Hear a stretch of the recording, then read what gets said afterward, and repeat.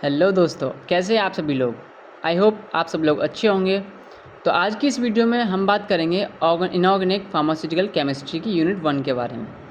लेकिन यूनिट 1 को स्टार्ट करने से पहले जान लेते हैं कि इनऑर्गेनिक फार्मास्यूटिकल केमिस्ट्री आखिरकार होती क्या है।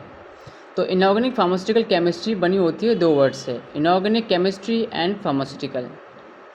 तो जानते हैं इनऑर्गेनिक केमिस्ट्री क्या होती है। तो इनऑर्गेनिक केमिस्ट्री की एक ऐसी ब्रांच होती है जिनमें हम ऐसे कंपाउंड्स के बारे में पढ़ते हैं जिनमें कार्बन एटम्स नहीं पाए जाते, जैसे कि NaCl, कैल्शियम कार्बोनेट, H2O यानी वाटर, और भी बहुत से ऐसे कंपाउंड्स हैं जिनमें कार्बन एटम नहीं पाए जाते। अब जानते हैं फार्मास्यूटिकल क्या होती है।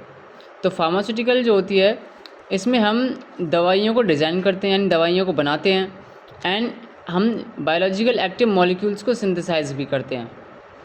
अब जानते हैं कि फार्माकोपिया क्या होता है। तो फार्माकोपिया एक एग्जाम्पल समझिए, जैसे कि हमारे धर्म ग्रंथ होते हैं, जैसे भगवद गीता हुई, रामायण हुई, ऐसे ही फार्मेसी की भी एक ग्रंथ होती है जिसे हम फार्माकोपिया कहते हैं।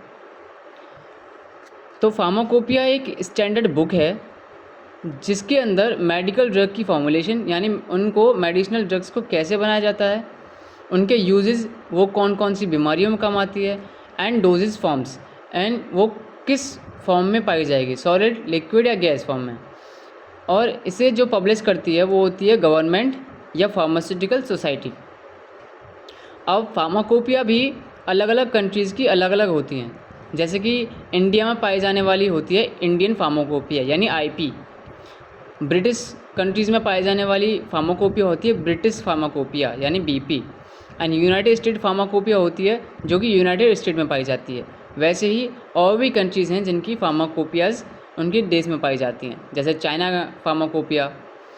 वैसे ही अगर अब हम बात करते हैं इंडियन फार्माकोपिया की, तो इंडियन फार्माकोपिया जो है, ये जो कमीशन जो इसे पब्लिश करता है उसका नाम है IPC यानी इंडियन फार्माकोपिया कमीशन। और इसका हेड ऑफिस है वो है गाज़ियाबाद में। एंड इसको पब्लिश निस्कियर द्वारा किया जाता है, यानी निस्कियर मतलब national institute of science communication and information resource, इसके द्वारा इसे पब्लिश किया जाता है। अब जानते हैं कि IP के फादर कौन थे, मतलब जिन्होंने फार्मेसी को पहली बार इंडिया में इंट्रोड्यूस किया था वो थे प्रोफेसर महादेव लाल श्रॉफ। इसी वजह से उन्हें फादर ऑफ इंडियन फार्माकोपिया कहा जाता है। अब चलिए स्टार्ट करते हैं यूनिट 1 को। यहाँ तक बात तो थी कि फार्मास्यूटिक्स के बारे में हमने जानकारी ली कि आखिरकार फार्मास्यूटिक्स क्या है, इनऑर्गेनिक फार्मास्यूटिकल केमिस्ट्री क्या है, फार्माकोपिया क्या है। अब स्टार्ट करते हैं unit 1। Unit 1 inorganic pharmaceutical chemistry की यूनिट 1 में जो सबसे पहला टॉपिक आता है वो आता है इम्प्योरिटीज़, यानी इम्प्योरिटीज़ क्या होती हैं।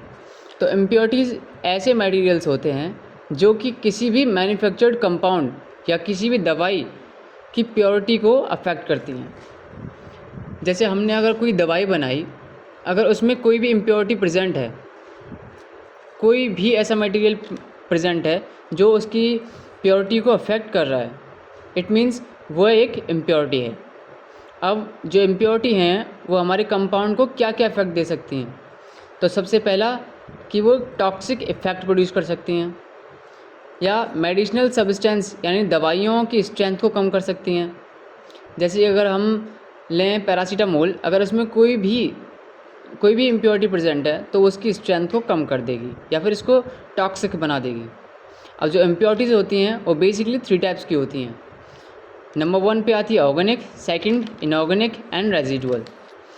तो ऑर्गेनिक इम्प्योरिटी क्या होती है। ऑर्गेनिक इम्प्योरिटीज़ ये ऐसी इम्प्योरिटीज़ होती हैं जो कि दवाई को बनाते टाइम, या जो हम दवाई बना रहे हैं, जो रॉ मटेरियल हम उसमें यूज़ कर रहे हैं तब उसमें आ जाती हैं, या फिर ये इम्प्योरिटीज़ ऐसी इम्प्योरिटीज़ होती हैं जो कि ऑर्गेनिक सब्सटेंस द्वारा पाई जाती हैं। अब जानते हैं इनऑर्गेनिक इम्प्योरिटी क्या होती है। तो ये इम्प्योरिटीज़ जस्ट वाइस वर्सा है ऑर्गेनिक इम्प्योरिटी के, क्योंकि इसमें ये जो इम्प्योरिटीज़ हैं वो इनऑर्गेनिक सब्सटेंस द्वारा पाई जाती हैं।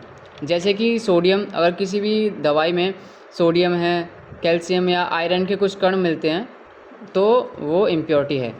अब थर्ड एंड लास्ट जानते हैं कि रेजिडुअल इम्प्योरिटी क्या होती है। तो रेजिडुअल इम्प्योरिटीज़ वो होती हैं जो कि किसी भी केमिकल जो हमने यूज़ किया है उसके अवशेष जब उसमें बच जाते हैं तब उन्हें कहते हैं रेजिडुअल इम्प्योरिटीज़।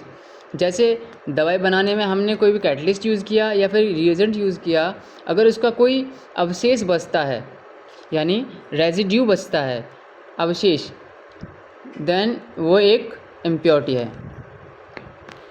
तो आज की वीडियो में बस इतना ही।